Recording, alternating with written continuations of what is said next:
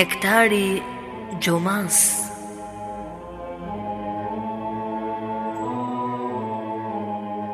Prezanton Fondacioni Kur'anit.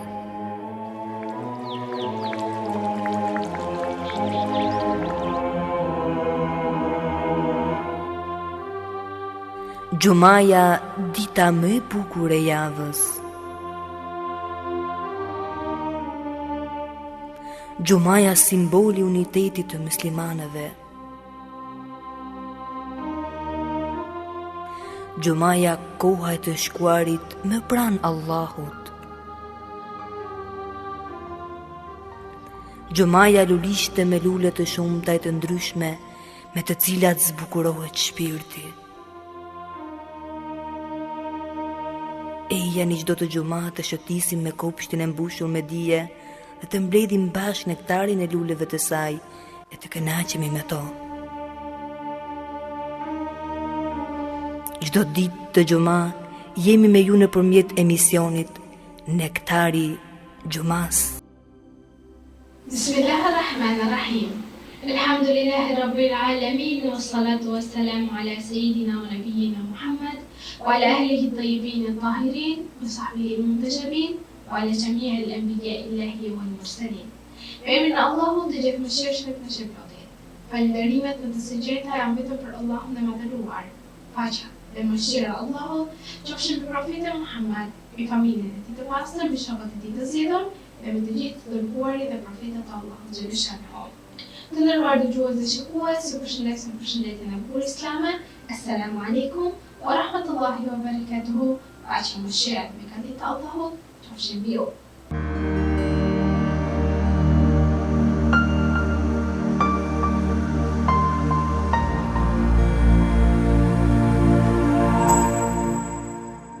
Kokëfortësia, të nderuar dëgjues dhe shikues, është një mur i lartë që njeriu e ndërton vetë për rreth shpirtit të tij.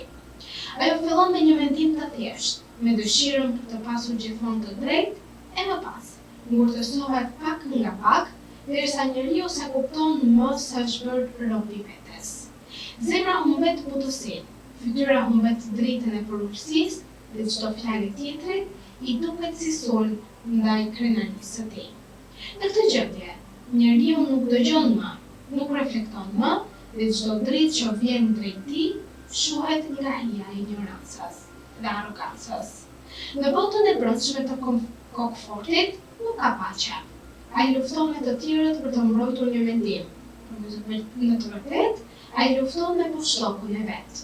Sa më shumë që ngre zërin për të provuar të drejtën e tij, aq më shumë humbet qetësinë e shpirtit.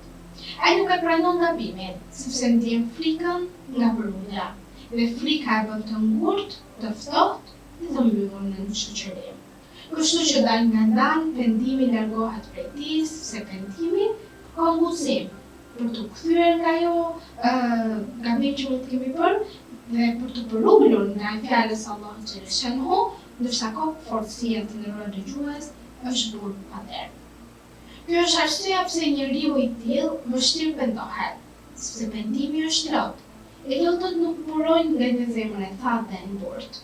Vetëm kur ai fillon ta ndjejë vetminë e shpirtit, të shpirtit të vetura, vetëm kur hesht përballë vetes, fillon të kuptojë se muri që ka ndërtuar për të mbrojtur e ka ndarë nga drita e jetës.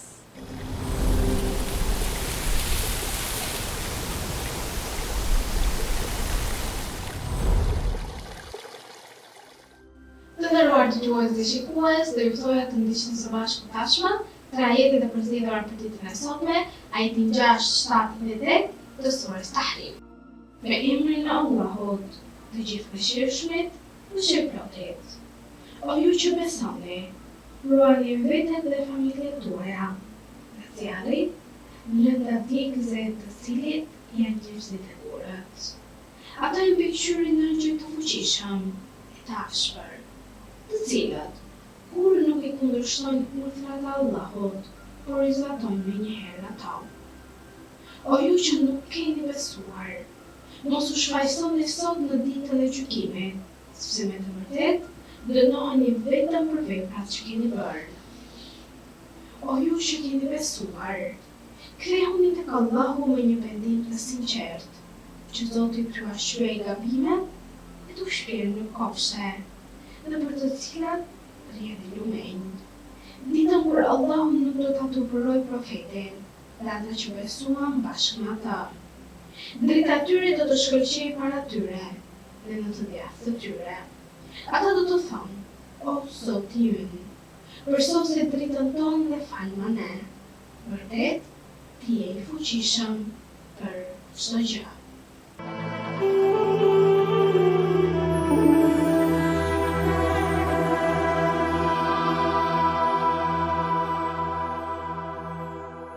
Të dashur vëllezër dhe motra, disa kemi kuptuar edhe nga fjala hyrëse, për ditën e sotme do të flasim rreth temës, pra kurse nuk pendohen komfortit. Si fillim kemi një shpjegim të ajetit të ardhur nga Kurani familjar për temën e ditës së sotme, që është ajeti 111 i surës An'am, dhe pas shtellimit të ajetit dhe komentimit të tij do të shohim se çfarë pasojash ndodhin me njeriu i cili është komfort dhe nuk pendohet tek Allahu xhaleshahu. Pra komfortet në jetën e tyre krijojnë një perde të trashme midis tyre dhe realitetit. Ajo është si një gur në zemër, që se në ujin e pendimit të dëbërtojnë ata. Kjo cilësi nuk është thjesht një sjellje njerëzore, por një sëmundje shpirtërore që e verbon njeriu ndaj dritës së udhëzimit, e cila quhet komfortësi. I dërguari i Allahut, profeti Muhammed sallallahu alaihi wasallam, ka thënë: njeriu komfort është armik i vetvetes. Ai nuk pranon këshillën dhe nuk përfiton nga përvojat të tjerëve.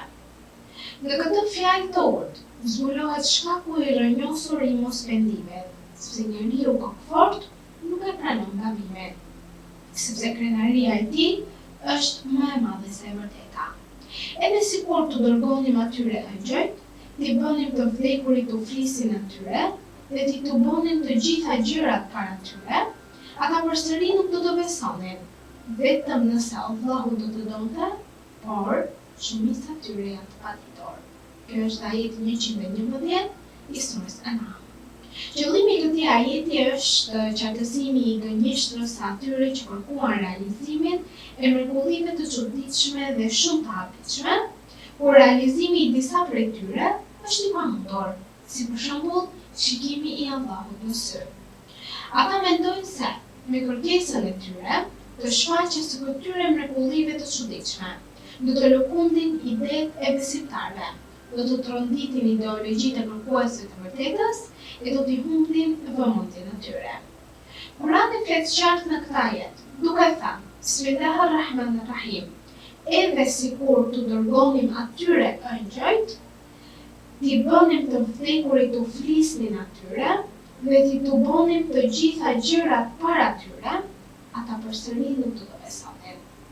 Më pas ajeti përforcon se nuk mund të besojnë vetëm në një rast të veçantë, që është pra momenti që Allahu t'i detyroi me vullnetin e tij teksa thotë, vetëm nëse Allahu do të donte. Mirpo, një besim si ky nuk vlen në edukimin e tyre, as nuk ndikon në përsosmërinë e këtyre njerëzve tashmë që kanë vendosur jetën ose perden e komfortësisë në zemrën e tyre. Në fund ajeti thotë: por shumica e tyre janë të paditur. Pra kanë mbyllur veshin, syrin, mendjen e tyre nga vërteta dhe nuk duan t'ia dinë. Ekzistojnë mendime të ndryshme midis komentuesve, se kujt i drejtohet Allahu në ajet me emrin hum, pra ata. Ka mundësi që mund të drejtohet besimtarve, që ngulnin këmbë të i dërguari i Allahut, që të plotësoj kërkesat e politeistëve, duke paraqitur mrekullitë që ato kërkonin. Kjo sepse shumica e besimtarëve nuk e dinin falsitetin e mohuesve për kërkesat që bënin. Por Allahu e dinte se ata janë gënjeshtar, prandaj nuk i përgjigj kërkesave të tyre, pavarësisht se lutja e të dërguarit të Allahut nuk mund të shfishej prej mrekullisë.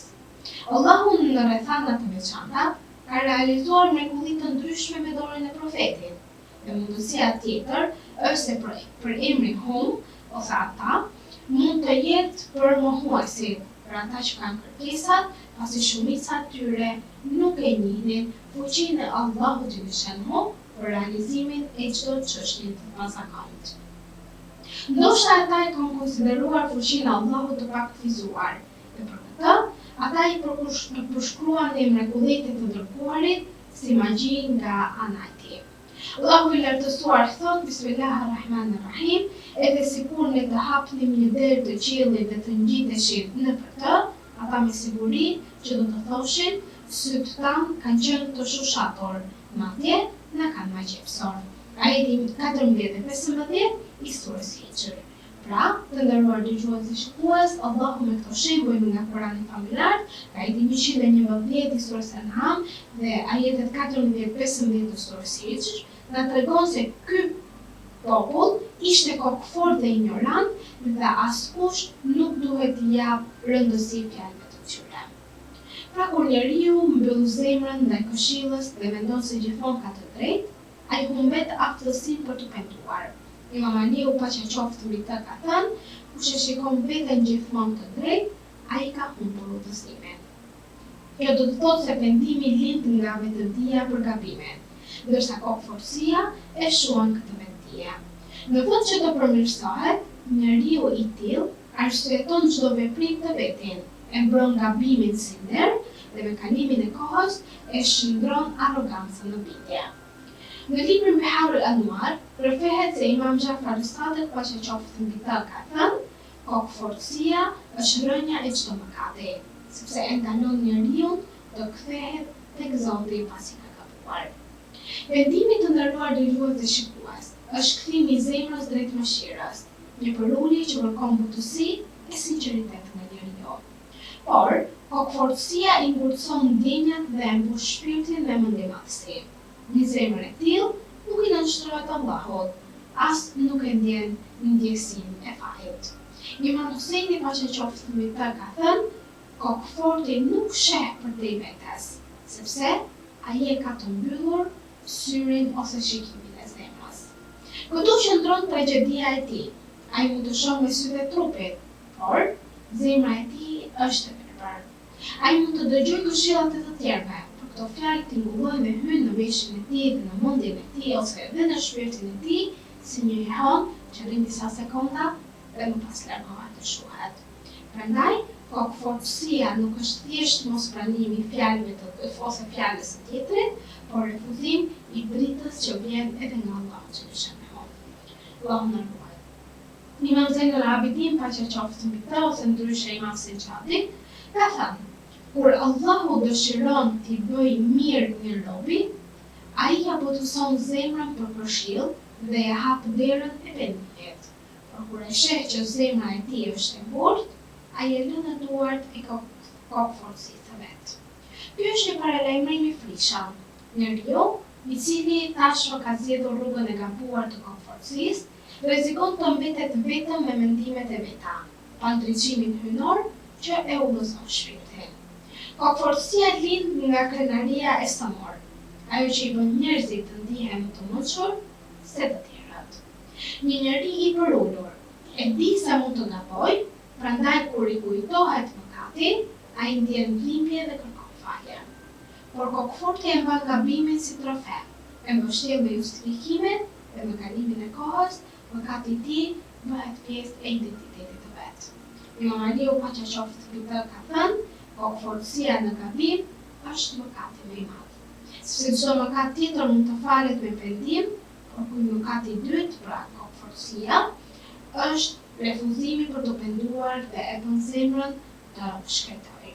Nëse pendimi është burim i jetës shpirtërore, atëherë kokëfortësia është e kundërta, është tharja e këtij burimi. Një njeri që s'pendohet kurrë për gabimet që ka bërë, ngjan me një pemë që nuk pranon ujë, e cila pak nga pak thahet nga brendësia. Ndaj për këtë arsye profeti Muhammed sallallahu alaihi wasallam ka thënë, pendimi është trupi i mëshirës, dhe kush nuk pendohet, ka vdekur, ka vrarë zemrën e tij. Kjo do të thotë se pendimi është frymarrja e shpirtit dhe pa të jeta e brendshme shuhet. Arsyeja pse kokëfortët nuk pendohen qëndron në faktin se ata nuk e njohin dobësinë e tyre. Ata duan të duken të fortë, por në të vërtetë janë më të dobtit, sepse nuk kanë guximin të përballen me vetveten. Pendimi është akt guximi e nënshtrimi, ndërsa kokforcia është një maskë frike që e vendos njeriu. Vetëm ai që e përkul kokën para Allahut dhe pranon fajin, ngrihet në dritën e mëshirës hynore. Ndaj, siç ka thënë dhe Imam Aliu paqja qoftë mbi të se, njeriu më i fortë është ai që mund ta mposhtë veten e tij. Dhe ky është sekreti që kokfortët nuk e mësojnë kurrë. Kokfortësia e pengon njeriu të njohë realitetin e shpirtit të tij. Ajo e zhyt në një iluzion vetkënaqësie, ku çdo mendim i tij i duket i drejtë, dhe çdo gabim i tjetrit duket si gabim për të dhe jo për të. Në këtë gjendje, ai nuk dëgjon më zërin e ndërgjegjes së tij, as fjalët e mençura dhe të urta, dhe bën si çfarë kërkon mendja e tij që tashmë është e mbyllur nga ana racionale. Imam Hasani paqja qoftë mbi të ka thënë, kush e mbyll veshin ndaj këshillës, ka hapur derën e pendimit të vonuar. Kjo ka kuptimin se kokforcia nuk e kupton gabimin në kohë. Ai zgjohet vetëm kur koha për kthim ka mbaruar dhe vendimi i tij nuk ka më vlerë, sepse zemra i është mbakur nga inati e krenaria. Në jetën e përditshme, shohim se kokfortët nuk kanë paqe me askën, madje as me veten e tyre. Këto janë dhe pasojat e kokforcisë. Ato jetojnë në luftë të brendshme, edhe pse përpiqen ta fshehin pas fjalëve të ashpra e qëndrimeve të palëkundura. Imam Sadiku paqja qoftë mbi të ka thënë, kokforti është si ai që pihen duke menduar se po shuan endjen e tij. Kështu ndodh me ta, sepse mendon se krenaria i mbron, por në të vërtetë ajo i shkatëron dal nga ato nga brenda. Sepse kur njeriu nuk pranon gabimin e tij në këtë botë, ai nuk përmirësohet kurrë, dhe jeta e tij mbetet një qark i pafund i gabimeve të përsëritura. Nëse njeriu nuk merr mësim nga një gabim dhe nuk pendohet, atëherë e thot, ha se sot bëra këtë, nuk e përsëris më për nesër, e që e merr si ves këtë që nuk pendohet dhe nuk e pranon gabimin që bën, i shnohen gabimet dhe arrin deri në gabimet e mëdha. Por dera e mëshirës së Allahut të nderuar dëgjues dhe shikues është e hapur, nuk mbyllet për askën. Edhe për kokfortin Allahu xhaleshanhu ka hapur portën e pendimit, sepse nëse një ditë ndjen qoftë në një fije pendesa ai person kokfort, ajo është shenjë se drita e Zotit të gjithësisë ka prekur zemrën e këtij personi. Imam Aliu paqja qoftë mbi të ka thënë, nuk ka mëkat që të jetë më i madh se mëshira e Allahut. Pra, çdo gjë është e vogël, mëshira e Allahut është gjë e madhe. Dhe Allahu ka hapur portat e pendimit për çdo kënd i cili me të vërtetë do të heqidon nga një bes i keq, nga gabimet, dhe të pendohet dhe të kthehet në rrugën e drejtë. Kjo na mëson se edhe njeriu më i ngurtë mund të ndryshojë, nëse e lejon dritën hynore të dëvërtojë në brendin të shpirtit. Pendimi kërkon për ulje. Për ulja është sinqeritet, dhe këtu fillon dhe rruga e shpëtimit të këtij personi. Vetëm kur kokforti mëson të përullet, ai gjen paqen që kërkonte kot në arrogancë. Të nderuar dëgjues dhe shikues, kjo ishte edhe tema për ditën e sotme, duke ju uruar mbrojtjen dhe ndihmën e Allahut xhaleshanhu dhe një xumat të begat. Ju përshëndes me përshëndetjen e bukur islame. Assalamu alaikum wa rahmatullahi wa barakatuhu. Paqja, mëshira dhe begatit e Allahut qofshin mbi ju. أيها الذين آمنوا إذا نودي للصلاة من يوم الجمعة فاسعوا إلى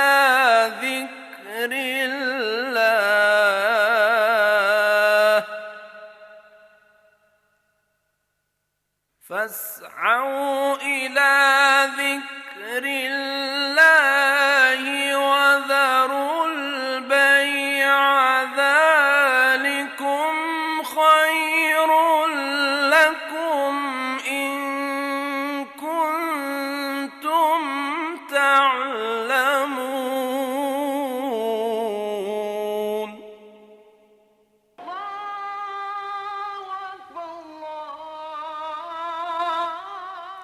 O ju që besuat, kur bëhet thirrja për namaz, ditën e xumas, esni shpejt për aty ku përmendet Allahu, dëgjojini hutbën, falni namazin, e lini shitblerjen.